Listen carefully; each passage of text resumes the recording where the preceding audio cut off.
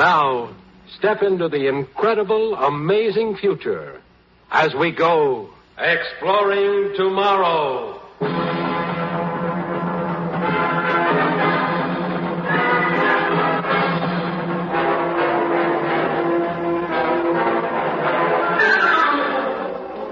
And now, here is your guide to these adventures of the mind, the editor of Astounding Science Fiction magazine, John Campbell Jr.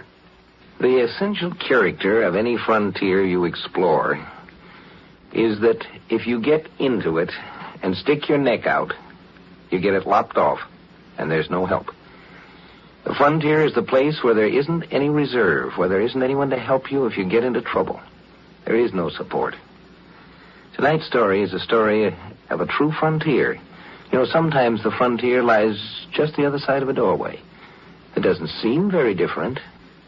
It can be the difference between life and sudden death. We are in a somewhat different position. We can summon support here. I can push my little push button here and summon our supporters. You know, when we think of that glamorous future, we sometimes tend to forget that things cost money now and things will cost in the future.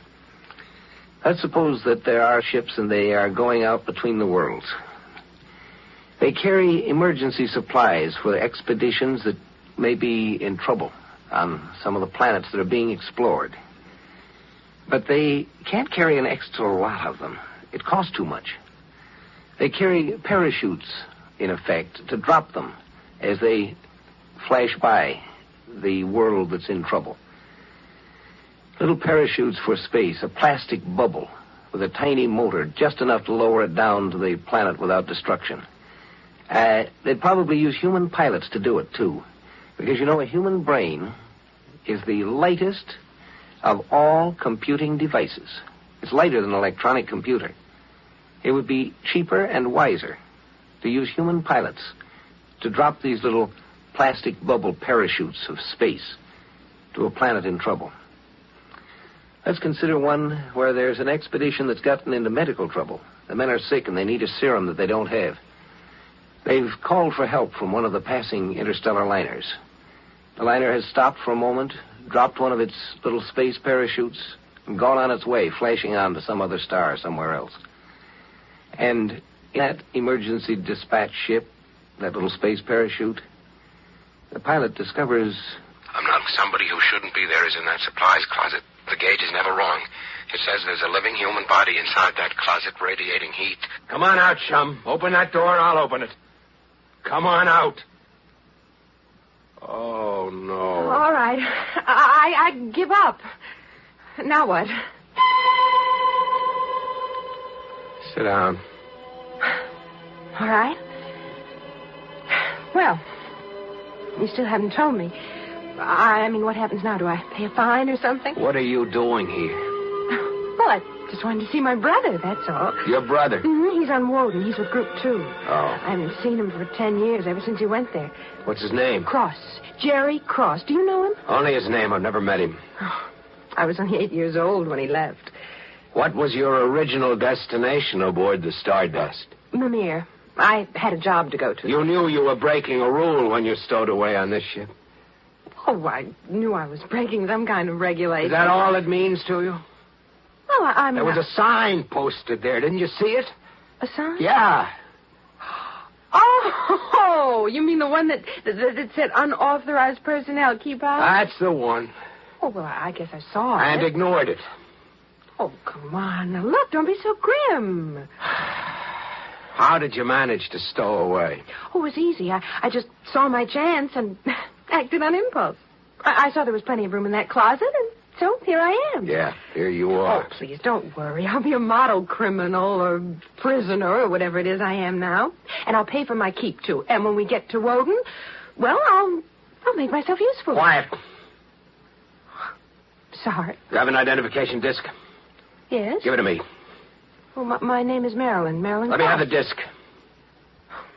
Okay. Will I get it back? No. Oh, but I'm sorry, I need the information on it. I have to put it all in my report. But when you've got all the information, surely I'll get it back. I need it. Do you know why I'm flying this ship to Woden? No. No idea? Well, I know the Stardust got a message. I suppose you're taking extra equipment. I'm taking serum. Oh. If I don't get that serum to Woden, 6 men are going to die. My brother, too? Not if he's with Group 2. He's 28,000 miles away from all this. On the opposite side of the planet. Opposite side? Well, then how will I get to see him? You're not going there. I'm sorry. Look, I don't understand. You are going to Woden. Yes. Well, then if... But you're not. You're going to leave this ship. You mean I won't get to see Jerry? I'm afraid not. Oh, please. I told you I'm sorry. Well, when are you going to do? Radio some other ship to have me take him back? There are no other ships to radio. Well, then... Don't you understand? No. You can't stay aboard this ship. What am I supposed to do? Jump overboard out into space? You won't have to jump. What? You'll be jettisoned. You won't feel a thing.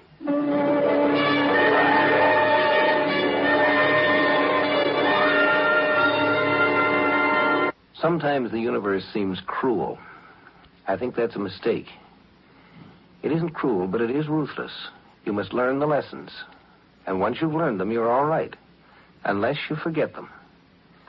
I'm afraid that girl forgot that there were frontiers. That there were places where there was no help. You are joking. These are not things you joke about. No, you can't mean all this. There is nothing anyone can do for you. It just doesn't make any sense. I mean, I just can't believe you're really serious. But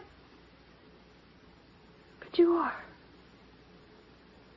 You do mean that you're going to make me die? It's the way it has to be. No. No human being in the universe can help you. Please, oh, please. Nobody wants it this way. Nobody would ever let it be this way if it were humanly possible to change it. I can't believe it. I told you, this ship is carrying fever serum to 6 men on Woden. All 6 will die unless I get there. I know you told me. A small ship like this one is provided with barely enough fuel to get to its destination. If you stay aboard, your added weight, once we hit gravity, will cause it to use up all its fuel before we land. That means, in simple terms, you and I will die and 6 other men will die waiting for the serum. Is that it? That's it. Just that?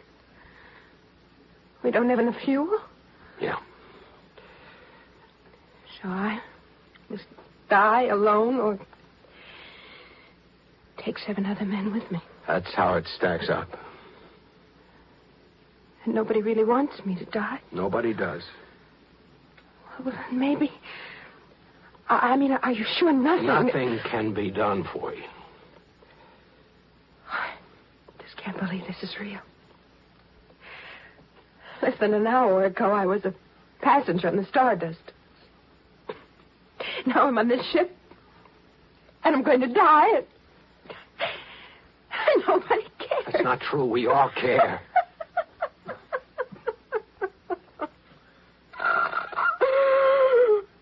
It's different out here. It's not like being back on Earth.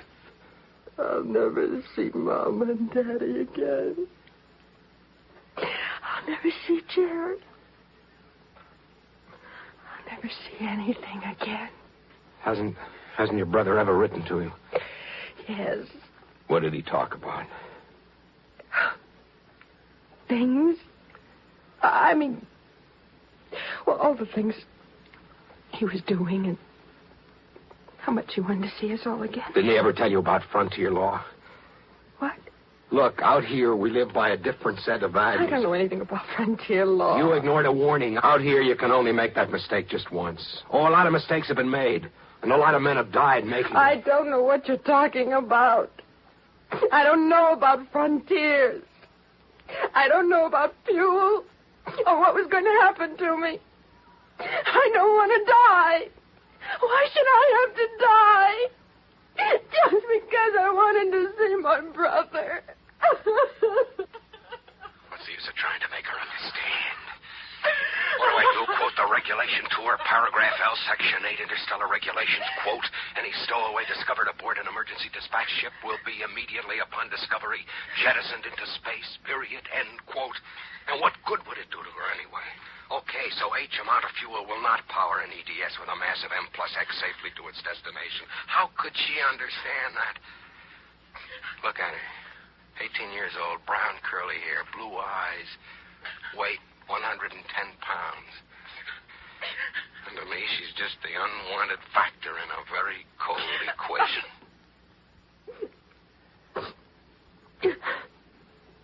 Crying won't help, will it? I mean, you're going to radio my brother. If you want me to. What will you tell him? Nothing. I'll let you tell him. Oh. I'm almost afraid to hear his voice. You'll make him sound so near to me. And all the time he'll be so far away. Just a voice. That's all he'll be, just a voice. I'll call him anyway. All right. Yes. Barton, EDS 34G11, emergency. Come in, Woden. Group 2, identify yourselves, please. This is a call for Jerry Cross. Please come in. Jerry? Jerry, where are you? Jerry, why didn't you answer? Jerry, they're going to let me die. Keep quiet. They're coming on now.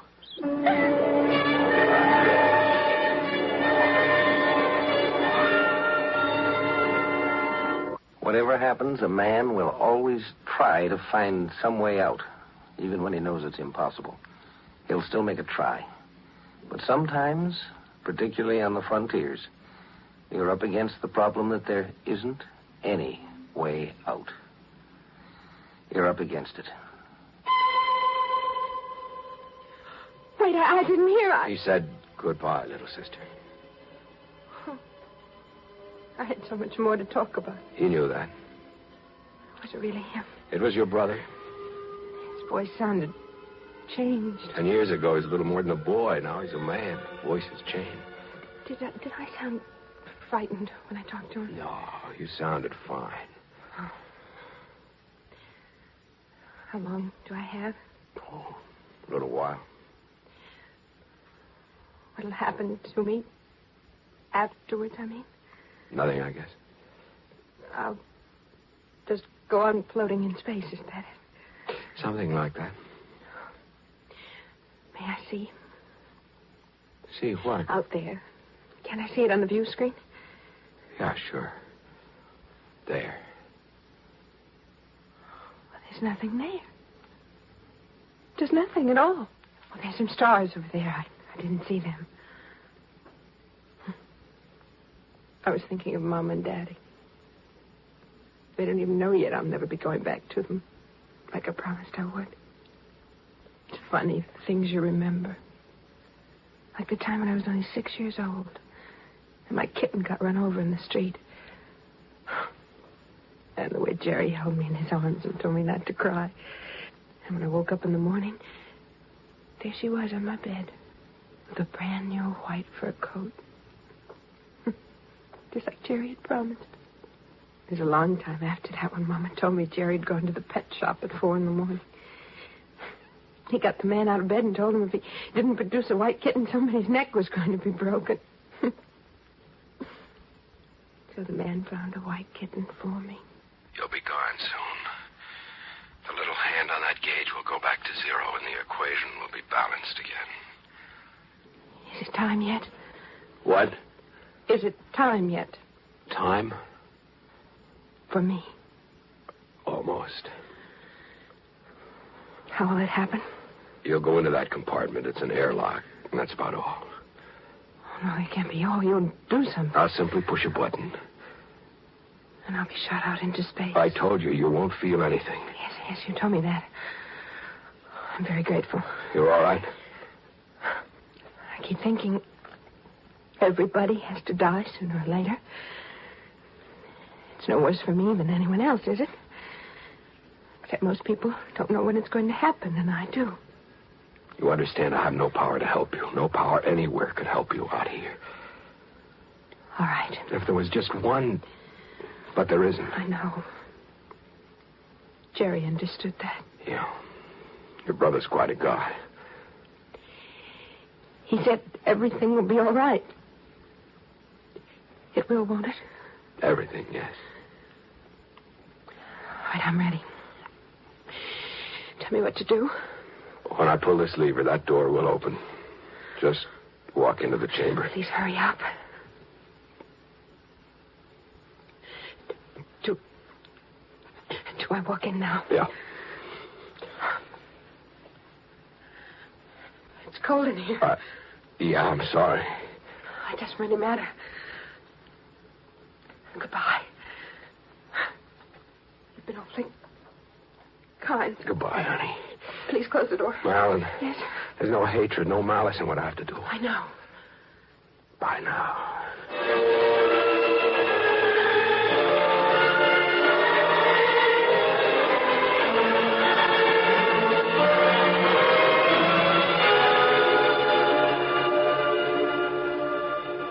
EDS 34G11, calling Group 1 on Planet Woden.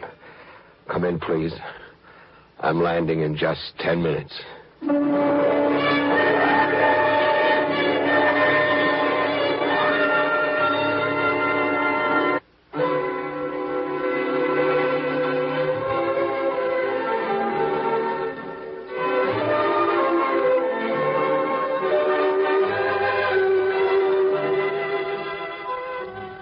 We have to learn in this world of ours.